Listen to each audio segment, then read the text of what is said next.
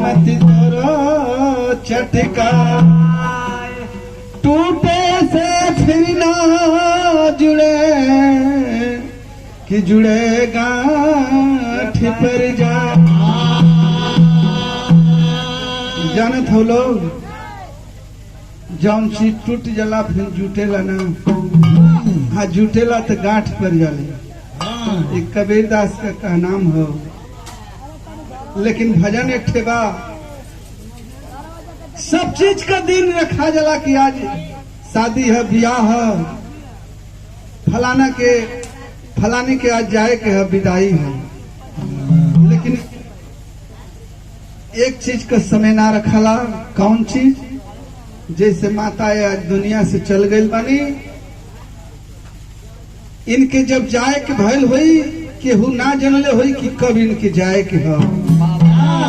कवि जी लिखले बाने कैसे, अरे बिना रे सैतिया।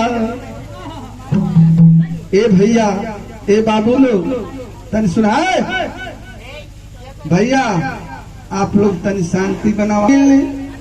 बिन जनले रे सुन ले, वो परमात्मा के जब डोली आई आ लेके चल जाई, कोई जनबे ना करे कि कब गईली।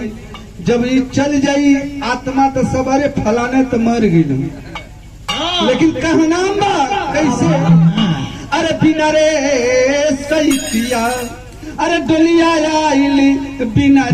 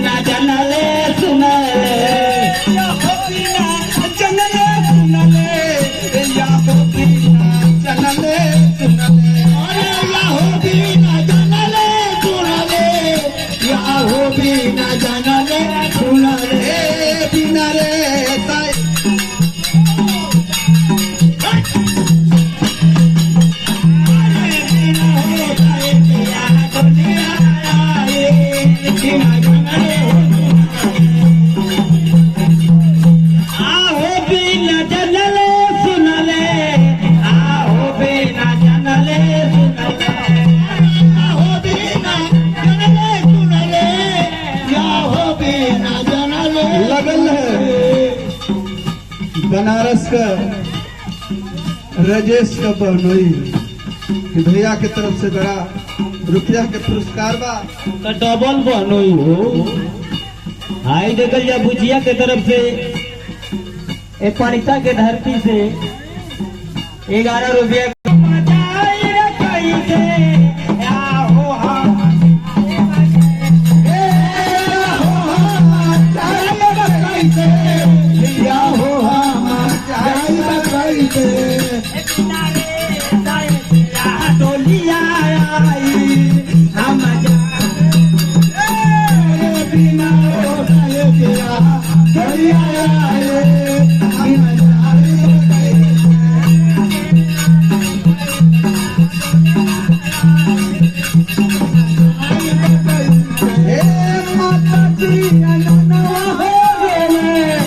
बाबूजी तू अलावा हो रोवे, माताजी अनना रोवे, बाबूजी तू अलावा हो रोवे, माताजी अनना हो रोवे, बाबूजी तू अलावा हो रोवे, माताजी अनना हो रोवे, बाबूजी तू अलावा हो रोवे।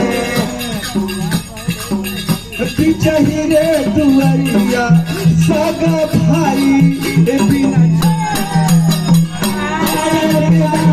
दुआरिया सगा भाई बिना दुआरिया